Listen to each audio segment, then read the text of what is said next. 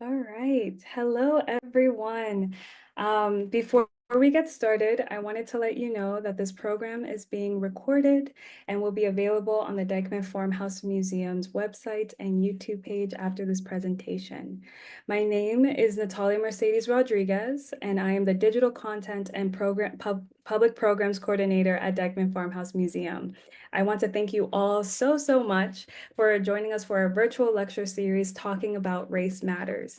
Twice a year, we invite notable community leaders and esteemed scholars to share their groundbreaking research on cultural history, racial identity, and social justice.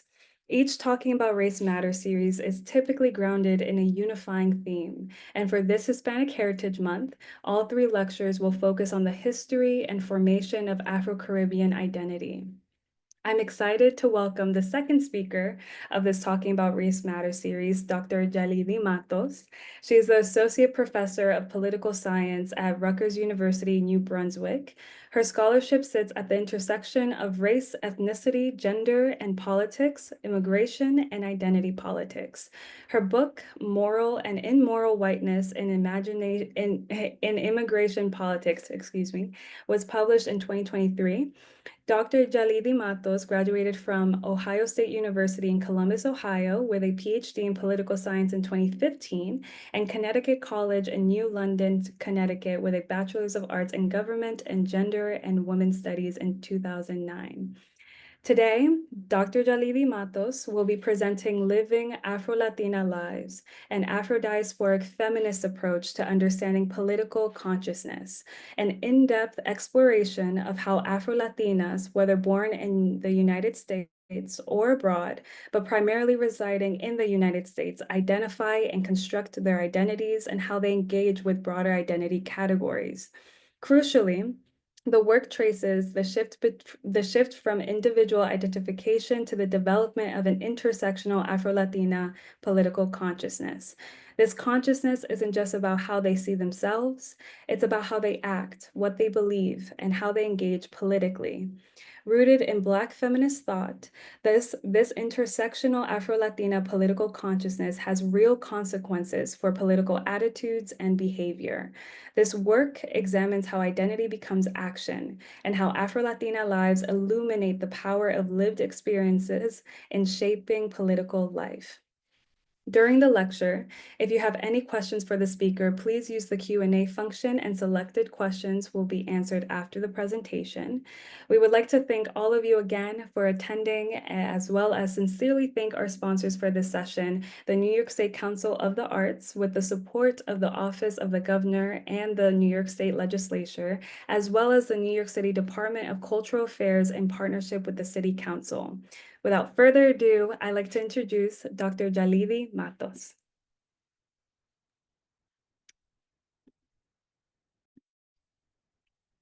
Great. Thank you so much, Natalia, for that warm introduction. I am going to share my screen, and you'll likely see my dog in the background. Okay.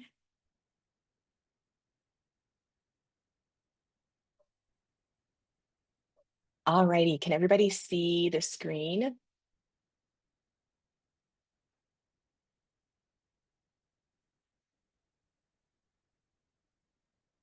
I can't see the chat function, so I'm assuming everybody can see the screen. All righty.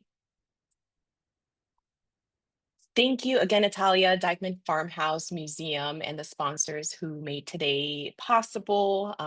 Thank you as well to the audience members. So as Natalia mentioned, I will be presenting a very preliminary work. And this is part of my book project that I'm working on now. Sorry, I was reading the chat function so everybody can hear me. So this is part of an ongoing book project. So I welcome all the questions at the end. Okay.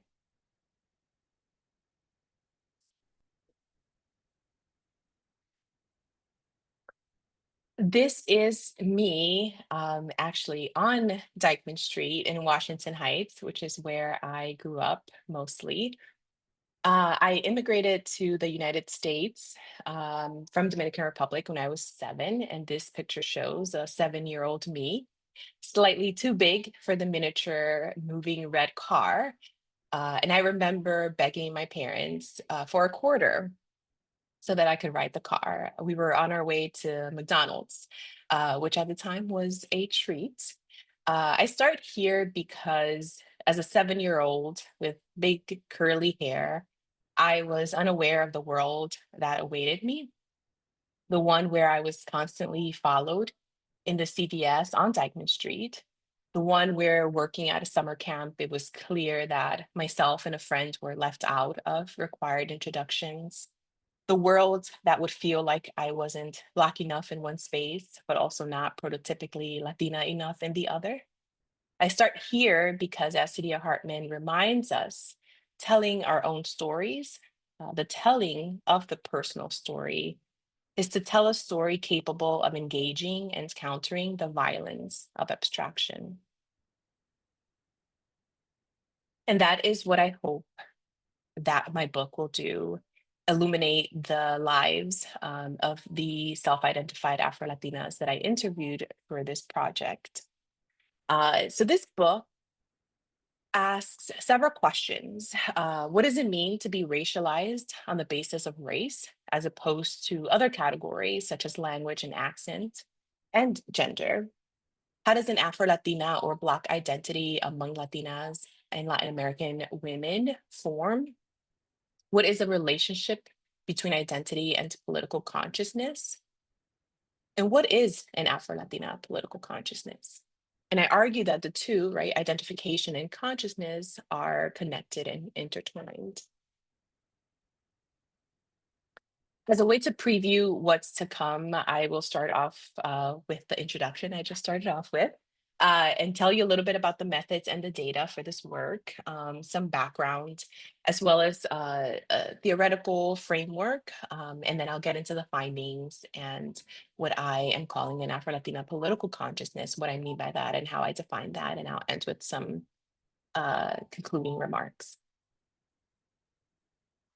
So in terms of the methods, for this work that you'll see today, I interviewed 34 self-identified Afro-Latinas or Black Latinas, or Black women with roots in Latin America. And this work has been funded by the Russell Sage Foundation. I also, as part of this work, conducted 2 original surveys. The findings of those surveys I will not be showing today because I have not analyzed them yet. So I'll focus on interview data for today. In terms of my recruiting strategy, I used this flyer where I posted it on social media. I disseminated the flyer to my colleagues, to organizations. I also asked participants on one of the surveys, the end of the survey, if they wanted to be interviewed, and that took them to a different form where they signed up for the interview. And then through snowball strategy, participants who I had already interviewed told their friends or their family members.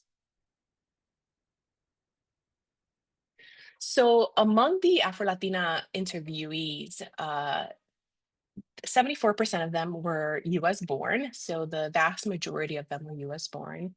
They ranged from 19 years of age to 55. They were mostly in Generation Z and Millennials, with 3 in Generation X. And they were also really highly educated. So 1 high school degree, 1 was in college, 16 had a BA or BFA degree, 9 had an MA or an MSW, 5 had PhDs, and 1 was a medical doctor. Now, how does this comport with national statistics on Afro-Latinas? Afro-Latinos in general are much younger than the rest of the population. So Afro-Latinos within the 18 and 49-year-old range make up 66% of the Afro-Latino population. So in terms of age, my data really comports with that. Afro-Latinos are also concentrated on the Atlantic coast, and my data also comports with a lot of my interviewees coming from the Northeast. In the report, 26% of Afro-Latinas had completed a college degree, and this was much higher or compared to non-Black Latinas, who were at 18%, but they also were higher than Afro-Latinos as well. And this is coming from the Centering Black Latinidad report that was done by UCLA. On the right-hand side, you'll see the demographic characteristics of Afro-Latino adults. This is coming from a Pew Research Center report on Afro-Latinos back in 2014. So as you can see there, they are much younger in age. There are a little bit more women than men, and about 50-50 in terms of nativity, US born and foreign born. In terms of country of origin, to the left here, you see the percent African and African descendants across Latin America in 1800. And you'll see large populations in Brazil, in Santo Domingo, Puerto Rico, Cuba, Panama, Colombia, Venezuela. In my work, about 30% of my interviewees were of Dominican ancestry, followed by about 18% Colombia, and then Panama, Puerto Rico, and Brazil were about 10% each. So that also sort of comports where we see where these individuals are coming from. It also comports with the Centering Black Latinidad report, which found that the ranking went from Panamanian to Dominican to Puerto Rican, followed by other Central Americans and other countries. Okay, so moving to the theoretical framework of this work. The overarching assumption within the social sciences are, as well as other academic fields, and even within the layperson, is that Latinos are a racial group or constitute a separate racial identity. Following institutions like the census, US scholars play an active role in the invisibility of US Afro-Latinos. The same is doubly the case for Afro-Latinas, who are edited out of official narratives based on both race and gender.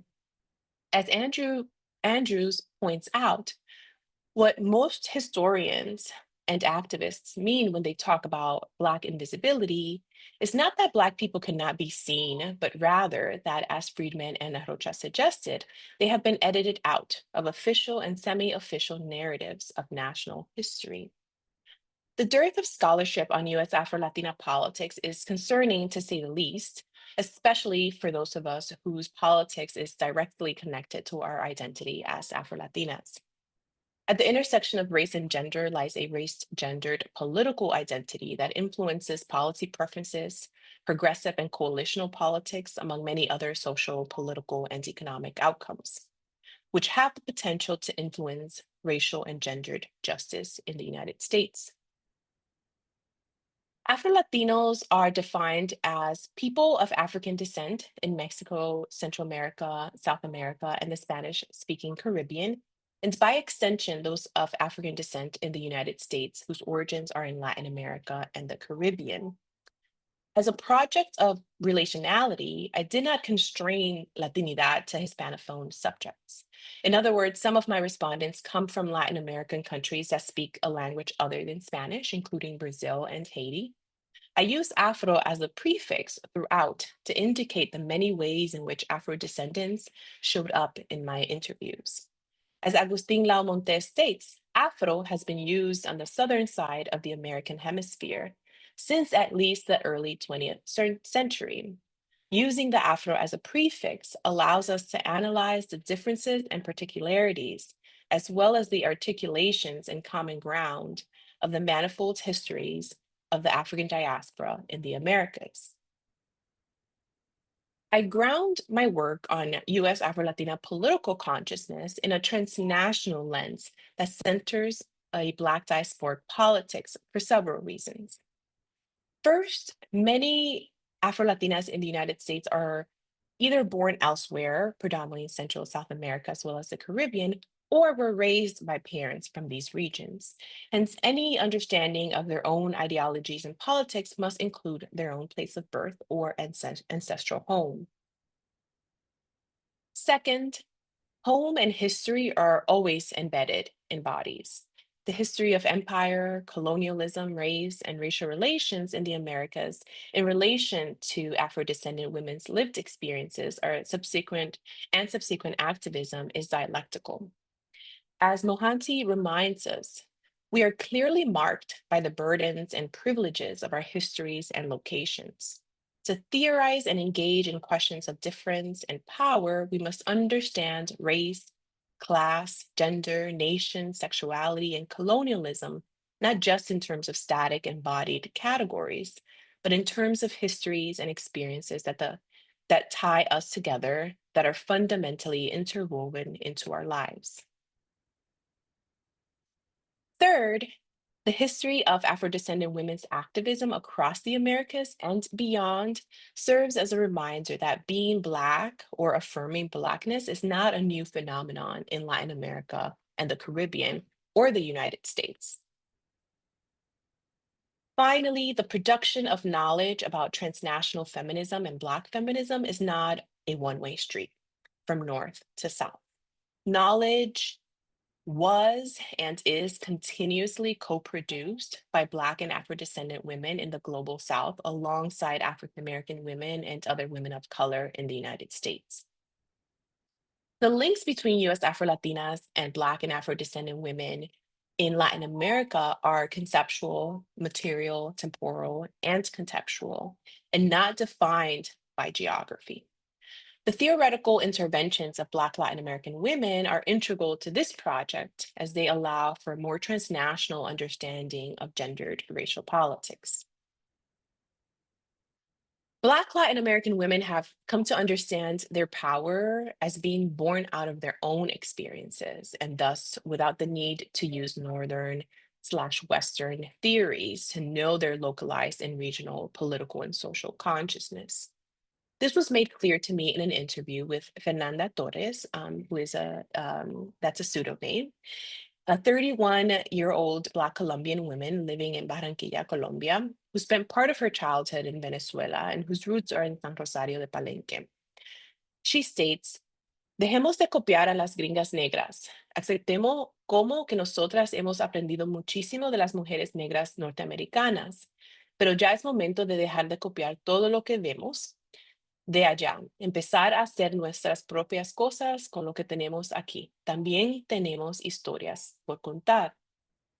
And to the left, you can see the English translation, but she's basically saying we need to stop copying Black American women, that we also have things here that we create and that we are creating. And that we also have stories to tell. And this is an example of Black insurgency by way of hegemonic knowledge production strategies. As Fernanda points out, Black women in Colombia, and I would argue Afro-Latinas across the Americas, have their own stories, their own histories to tell, and knowledge to disseminate. Given Afro-Latinos' tenuous place within the Hispanic category, for Hispanic is a construct that is decidedly non-Black and in significant ways discursively anti-Black. Self-identification then becomes one way to be political and to make a political statement.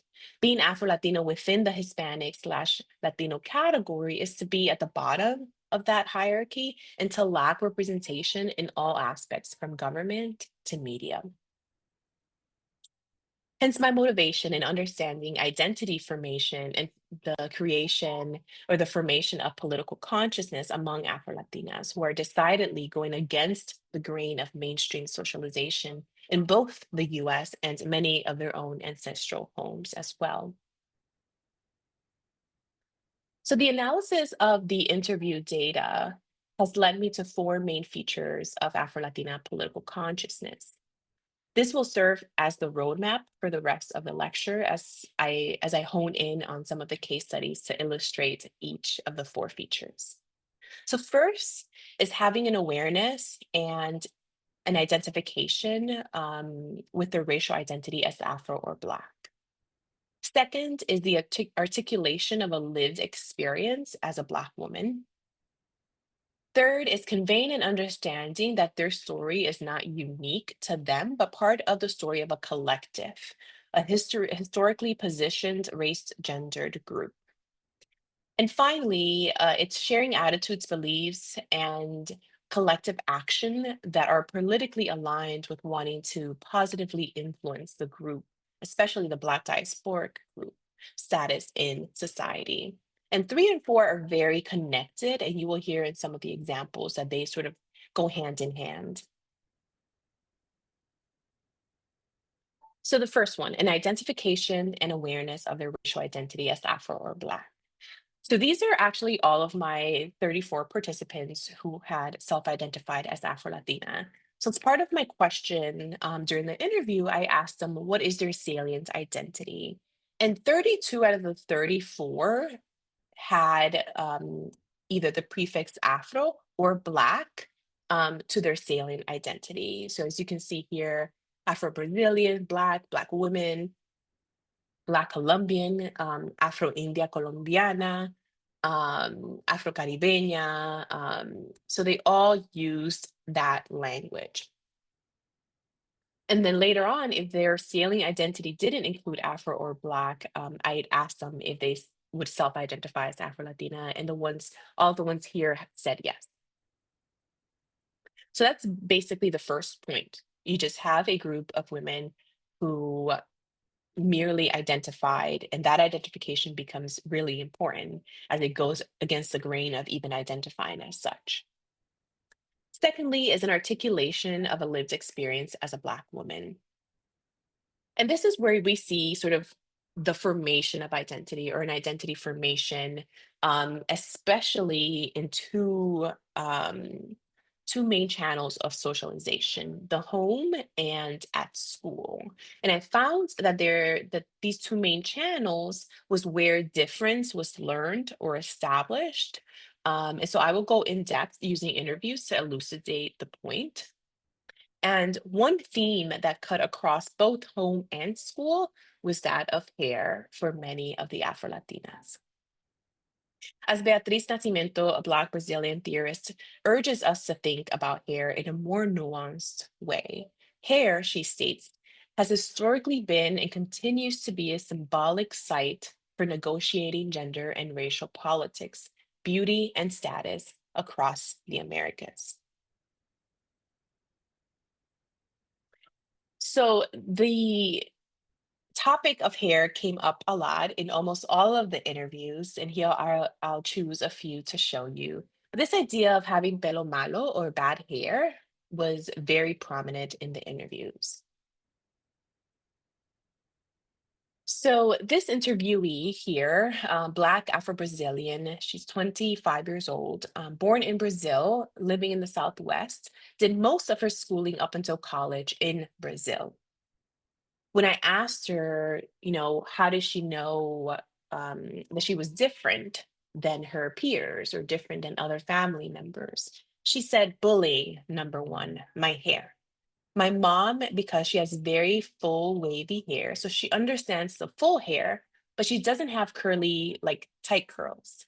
So she never knew how to take care of my hair when I was younger. My hair was always in a ponytail. As I was growing up, my mom kind of gave up on my hair. She's like, it's time for you to take care of it. And I didn't know how, but I suffered a lot of bullying because of my hair. So at school, kids would just constantly make comments about how I had bad hair, how, just very negative comments. So she also explains that the comments were not just relegated to school. She says, and my family too, particularly my mom's family, who are the white side of the family. Like for my birthday, they will give me a day at the salon. Those kinds of things are just very upsetting as a kid.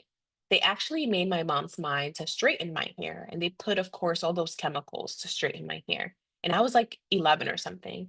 So those kinds of things are traumatizing. I kind of grew up knowing that if my hair was curly, I just wasn't going to look pretty. So all those things. When I turned 15, I decided to transition to my curly hair. And I was going through that stage where it was half curly, half straight, and I didn't really know what to do. So kids made fun of me, my family constantly making comments. The same interviewee had another experience at school that was really traumatizing to her. She said, I was working at the school that I actually learned English, but one of the teachers there would start making fun of me. How did all the adults let that happen? But no one would say anything, and not only in the teacher's lounge, but in front of his class. Once I walked in to give an announcement, and he's like, oh my gosh, look at her hair, everybody. Doesn't she look like Monica from Friends?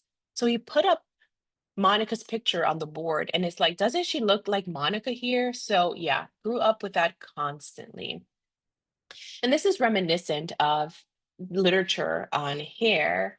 And Beatriz Nascimento also talks about this, where she wrote, I understood that it was at school that I experienced pure direct aggression, isolation, the airiness and stupid interpretations of teachers, the absence of people of my color in the classroom, no points of reference. And she was referencing to this here, right? How can teachers who are supposed to know better be making fun of her, not just to other teachers, right? But to other students within this particular teacher's classroom? Um, Another example is this interviewee, Afro-Latina, 26-year-old. She was born in Puerto Rico to Dominican parents, spent most of her time in Puerto Rico and most of her schooling in Puerto Rico as well. She says, siempre me dicen moño malo. Siempre me decían moño malo. So they always told her she had bad hair. So since I was little and since my mom and my aunt are beauticians, so they would like do alisado, which means to chemically straighten their hair. So I would do that. And up to this day, it's been difficult for my mom, who loves my afro. But sometimes now I'm doing the buzz cuts, and I don't know, she's been going through the process of seeing my hair and being like, well, I would have preferred si te alisabas otra vez, if you would chemically straighten your hair again. Here is an example of a Black woman, 55-year-old, born in New York City. She is of Panamanian Bayesian background. So the first thing that she says is there was a lot of, so my mom had very like super fine straight Black hair, and my hair is more curly, more coarse. And so dealing with my hair was always a thing, and that concept of good hair, bad hair was prevalent in the household. And I always remember my mom taking me to, I went to get my hair done when I was like 3. So she took me to get my hair done at the salon. And I went there to the same hairstyle all the way through high school until I finally came out here. And so there was a lot of attention to my hair. So this woman is describing constantly having to straighten her hair since she was 3 years old. However, she did have a more positive uh, example with her dad. So she says, my parents divorced when I was 5, but my dad was actively involved in our house. So he would come by after school, and I remember I'd get my hair done, and I'd be like, Daddy, do you like my hair? He'd be like, I don't care about your hair. I care about what's inside your head. He's like, you're beautiful, whatever you do. You don't need makeup. You don't need to do that. So I got a lot of affirmation from my dad. That helped me counter some of the negative colonized thinking that my mom had.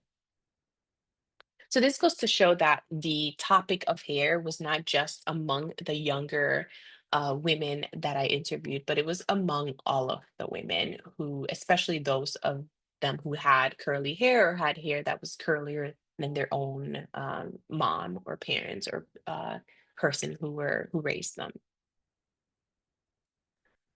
School, through peers and associations, became sites of possibility for language and an articulation of self that was different than the socialization that these women were receiving at home.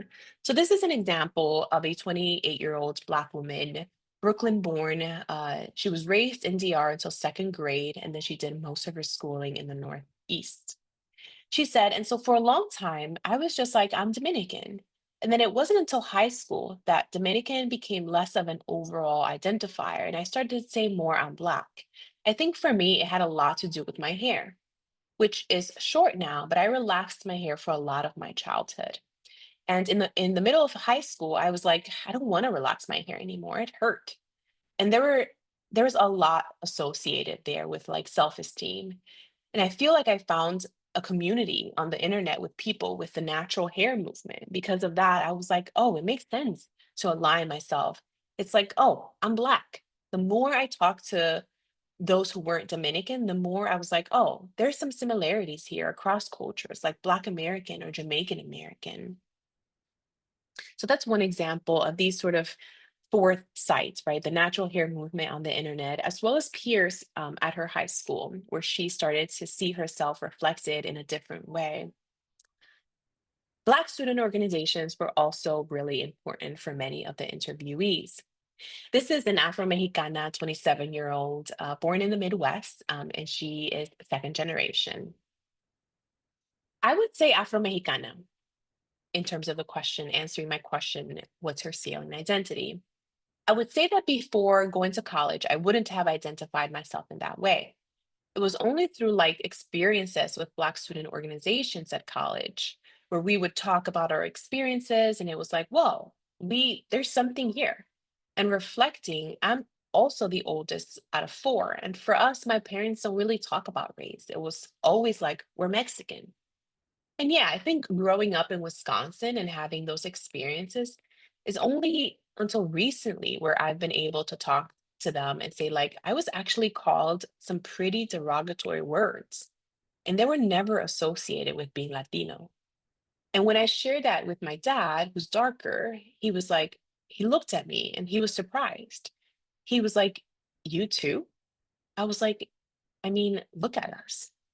And so going to college and being a part of the Black student organizations and meeting other students who come from rural Midwest or just the Midwest and were Black and talking about those experiences, it almost felt, how would I describe it? It's like as we were talking, I could see myself reflected.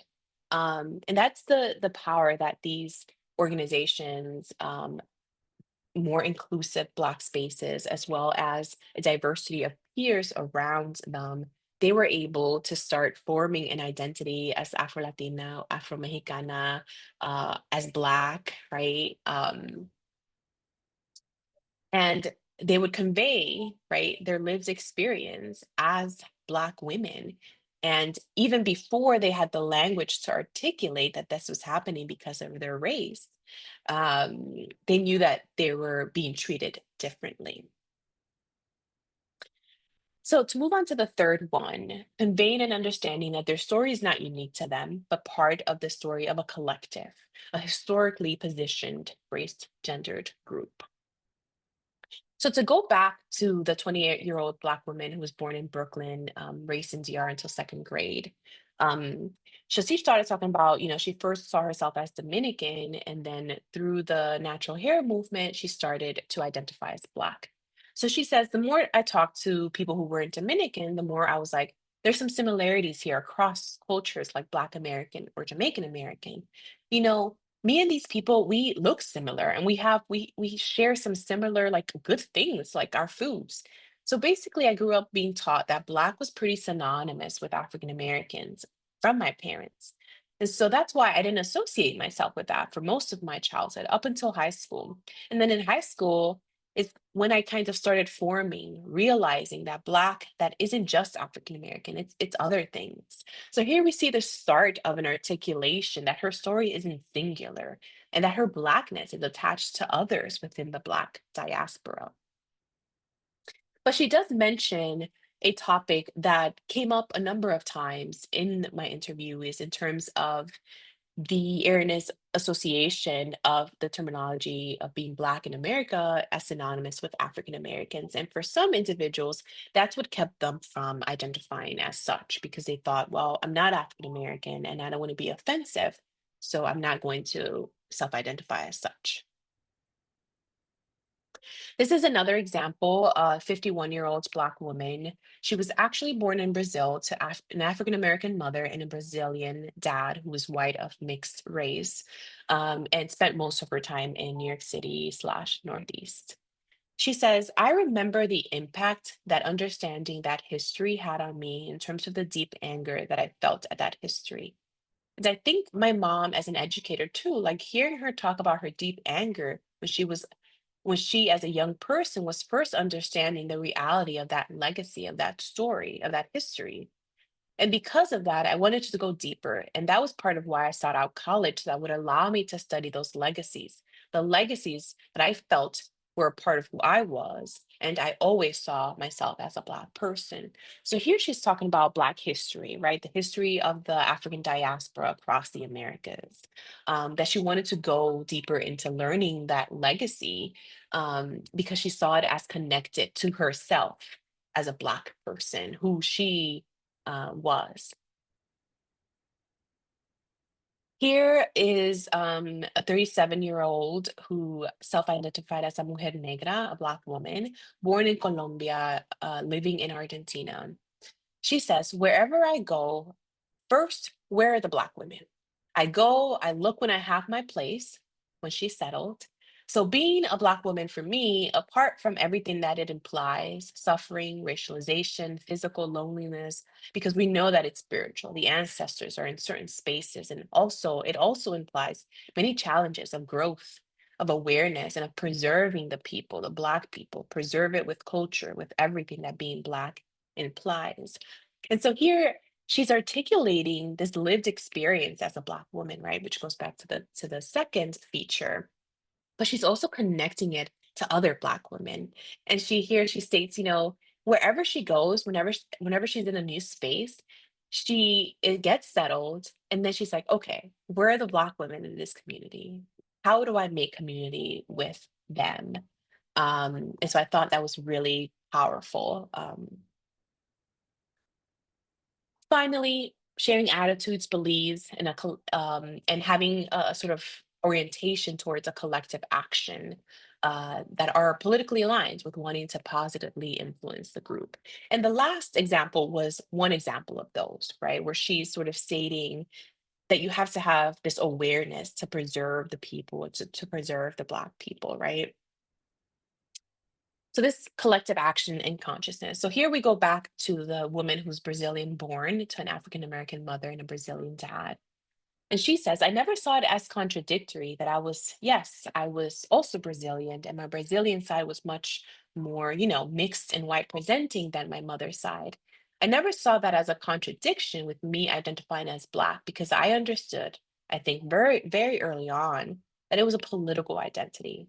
That, yes, of course, there's correlation to phenotype, but that it was beyond that it was about having a certain consciousness about the history, the historical context that brought you to be who you are, and the ancestry that led you to who I am as a person in my own positionality today. And so I think as I kind of became a young person or a teenager and became involved in organizing efforts, that helps me to make connections between different kinds of diasporic realities. And here we can really see, like, it really showcases her thinking through her self-identification, her political identity as a Black woman, and what that entails, right? So it entails having this level of consciousness about the history, the context, her ancestry, her own positionality, and also getting involved, right? She mentions being involved in organizing efforts as a teenager, and thinking through herself and the connections to the diasporic realities of Black people across the Americas and the globe. So it's not just herself. Here, the Colombian Black woman who's living in Argentina, right? She states that for her, being a Black woman meant growth, growth, awareness slash consciousness, and action. These are three virtues that I have always observed. Growth has been a consequence of awareness. So here she highlights growth, awareness slash consciousness, and action as being part of a Black woman, that it, for her, that's what it means to be a Black woman, that it isn't just to say I'm a Black woman and then leave it at that, but that there's a consciousness that comes with it, that consciousness then follows action. To give you a last example, this is the same woman who was born in Brazil to an African American mother and a Brazilian dad. She continues, and so I do. In different contexts, it may feel important for me to point out my positionality as someone who was raised by a Black American mother. coming from the Great Migration. But I think that politically also, this is where the political piece comes in, right? Because I think a political identity is both a recognition of history in the past, but it's also about action for the future and for the present, and how you and where you draw your lines of solidarity, right? So I think that the shared experience of being an African descendant and identifying as a Black person in terms of that is really important. And while recognizing that there is richness and diverseness within the category of being Black, there's also real power in us reminding ourselves of the ways in which we share common cultural, political, historical legacies also. I found that among the women who self-identified as Afro-Latina or Black, that identification alone is an insurgent act, especially when their existence threatens the nation state. Being seen as betraying an imaginary national, ethnic, or pan-ethnic unity. As Dorothy Mosby states, the assumption of a Black identity in many locations is seen as anti-national, a betrayal of the nation and national unity, and even racist. Hence, she continues, the politics of affirming a Black identity in some contexts is a move that places the individual or collective in opposition to the prevailing dominant ideology. What we learn from the Afro-Latinas interviewed is that race is not only a marker for phenotypical difference, but of status, class, and political power.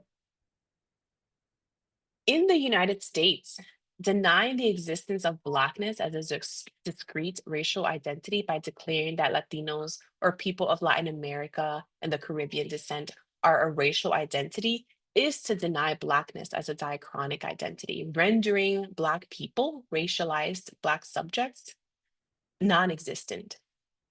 Afro-Latina political identification and consciousness pushes back against these logics, which are rooted in ambiguity and hybridity. Racial consciousness, as defined by Michael Hanchard, is the dialectical result of antagonisms between two or more groups defined as races in a given society. He continues, racial consciousness represents the thought and practice of those individuals and groups who respond to to their subordination with individual or collective action designed to counterbalance, transpose, or transform situations of racial asymmetry. And we certainly noticed that, right, that there's evidence of that from the interviewees and what they said, right? This idea that they were doing something about it, right? That it was not just a self-identification on its own, with which is itself right insurgent, that there needed to be collective action, and that they were very clear about their place and their positionality as Black women across the Americas. It is as the interviewee says, interviewee 39 says, interviewee said, wherever I go first, where are the Black women? I go and I look and I have my place, and then I go and find the Black women. Her saying here is reminiscent of Anna Julia Cooper's famous words in her 1892 book, A Voice from the South. Only the Black woman can say when and where I enter, in the quiet, undisputed dignity of my womanhood, without violence and without suing or special patronage. Then and there, the whole Negro race enters with me. And it's very reminiscent of the interviewee.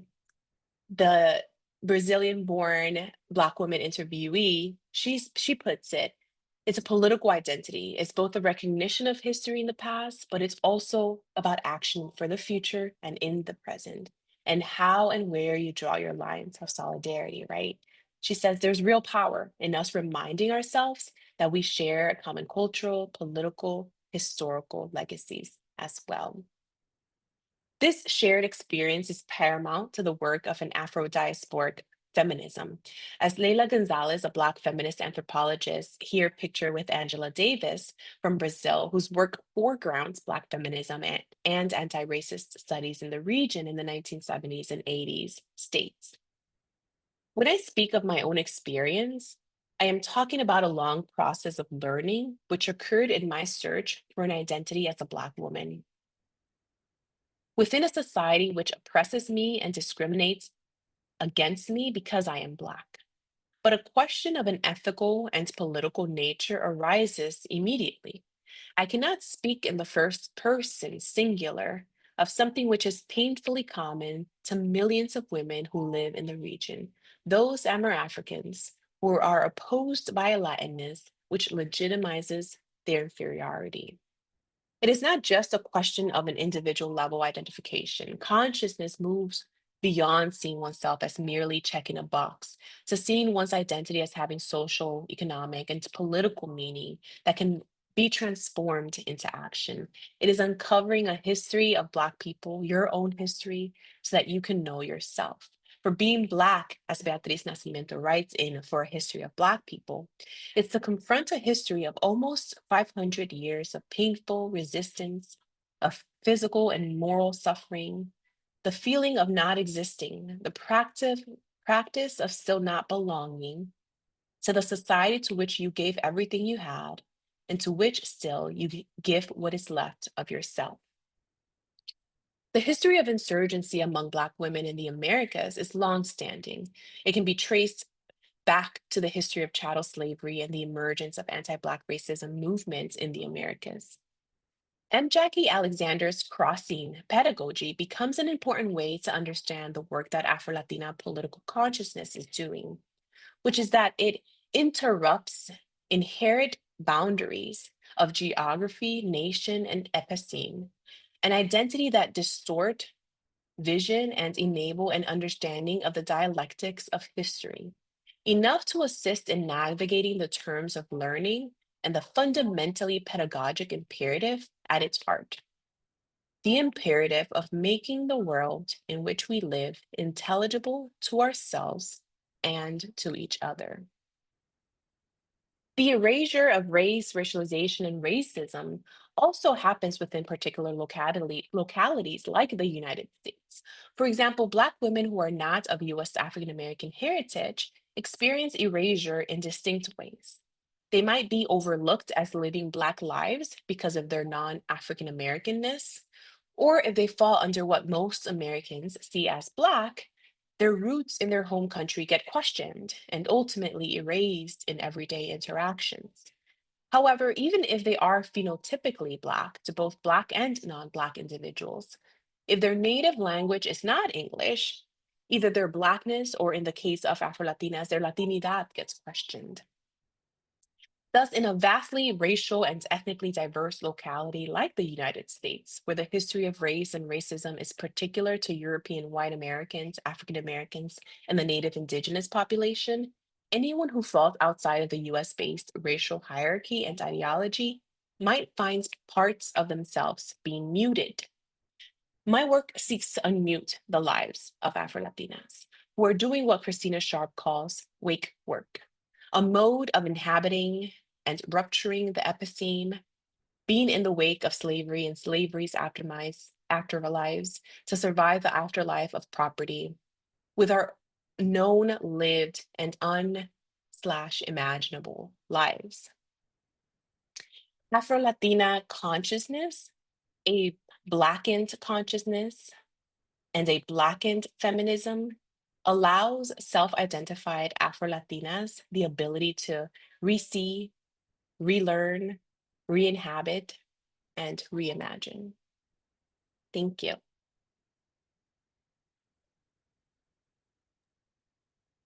Right. Thank you so much, Yalidy. That was an amazing discussion. To kick Mm. off the Q&A portion of this presentation, we have a few questions to start. How does internalized anti-Blackness shape Afro-Latina identity overall, and more specifically, romantic relationships with other Black people? Mhm. Yeah, so that's a really great question. Thank you.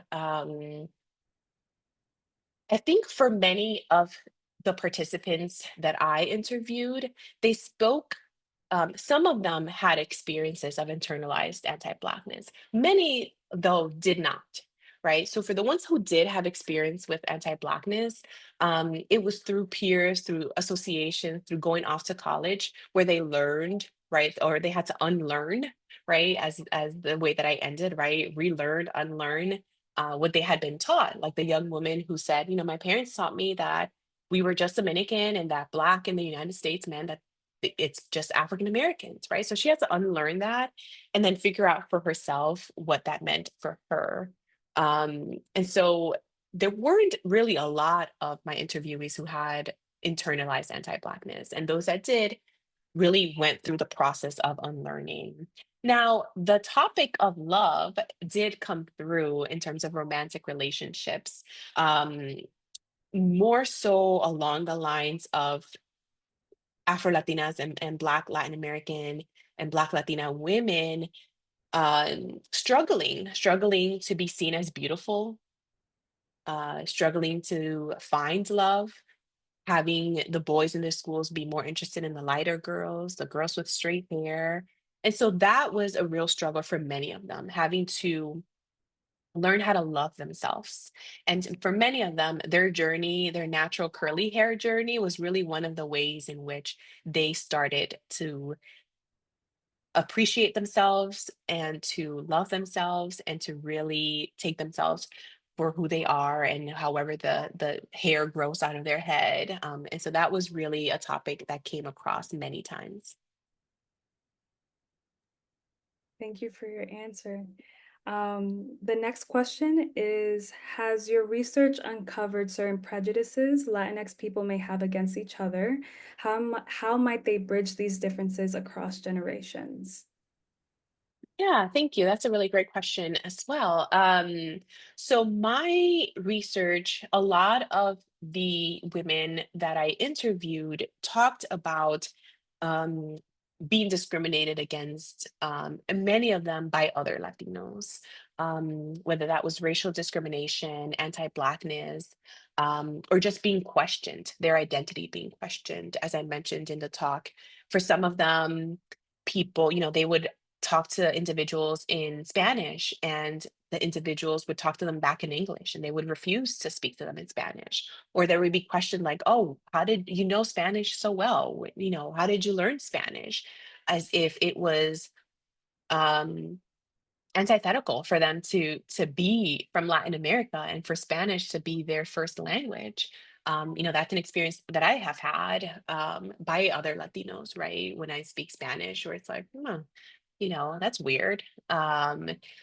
So they talked a lot about that. They talked about Latino spaces, especially in school, being um, where they felt that they didn't belong or were made to feel like they didn't belong, they were sort of violent spaces to be a part of. And by violent, I don't mean physically, but just incredibly uncomfortable or being left out intentionally. And so for many of them, they saw Black spaces, Black student unions, Black student organizations, the Black caucus at their workplace, where they felt that those were the most inclusive spaces. And I had a few individuals who also talked about just their Blackness as well, being questioned by Black Americans in particular. And so that's really where sort of Latino anti-Black prejudice came through. And many of them had examples of other Latinos making them feel like they were not Latina enough, and excluding them from their groups. The next question is, how do contemporary representations and depictions of Afro-Latinas in the media affect how modern-day Afro-Latinas see themselves? Mhm. Yeah, that's a really great question because it's about representation in the media. And, um, representation is incredibly important.